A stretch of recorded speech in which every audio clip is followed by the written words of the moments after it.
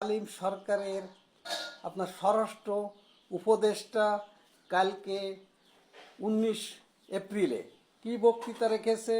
ঢাকা শহরে আমলিগ যে মিছিল নামিয়েছে সে পুলিশকে নির্দেশ দিয়েছে এই মিছিল বন্ধ করতে এবং আমলিগের মিছিল সম্পূর্ণ নিষিদ্ধ করতে পুলিশকে আদেশ দিয়েছে। তাই সেই আদেশ যদি কার্যকারী না করতে পারে পুলিশ, তাহলে পুলিশের বিরুদ্ধে উনি ব্যবস্থা নেবেন। তাহলে বিগত যে সরকার পুলিশকে ব্যবহার করেছে সেই সরকারের সাথে আর এই ডক্টর মোহাম্মদ ইউনূসের সরকারের সাথে পার্থক্য কি? কোনো পার্থক্য নেই। কারণ এ হচ্ছে সম্পূর্ণ টাকার এপিঠ আর ওপিঠ।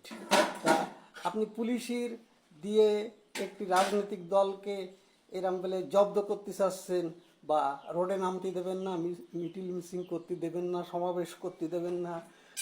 আপনি তো অন্তর্বর্তীকালীন সরকার, আপনি তো এদেশের কোনো রাজনৈতিক সরকার না বা নির্বাচিত সরকার না। আপনাকে এই ম্যান্ডেট এই বাংলাদেশের কোনো জনগণ দেয়নি। এই যে ব্রিগেডিয়ার জাহাঙ্গীর সাহেব যে বক্তৃতা রেখেছে যে পুলিশের বিরুদ্ধে ব্যবস্থা নেওয়া হবে, আমলিগ মিছিল মিটিং করতেছে, এটা তো সত্য। আমলিগ তো নিষিদ্ধ দল না, আমলিগ তো মিছিল মিটিং করবে।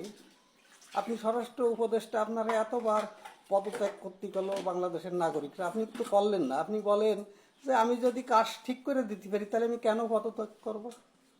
তা আপনি কাজ ঠিক করে দিতে পারতেছেন না, এখনো থানায় থানায় আপনি ঘুরতেছেন। এই জন্য তো আপনার সমস্যা হচ্ছে জাহাঙ্গীর সাহেব। তা আপনি লিখলেই নিষিদ্ধ সংগঠন না। আপনার এই কথাটা গণতান্ত্রিক বাংলাদেশের জনগণ প্রত্যাখ্যান করে এবং আমলিগ কলি এই দেশের একটা বৈধ রাজনৈতিক দল। আপনি পুলিশকে লালিয়ে দিয়ে কি করবেন? আমলিগের কিছুই করতে পারবেন না। ব্রিগেডিয়ার জাহাঙ্গীর সাহেব কিচ্ছু করতে পারবেন না আমলিগের। আমলিগ ঠিক মতো দেখেন মাথা দাঁড়া দিয়ে উঠবে ইনশাল্লাহ। বাংলাদেশ, খোদা হাফেজ।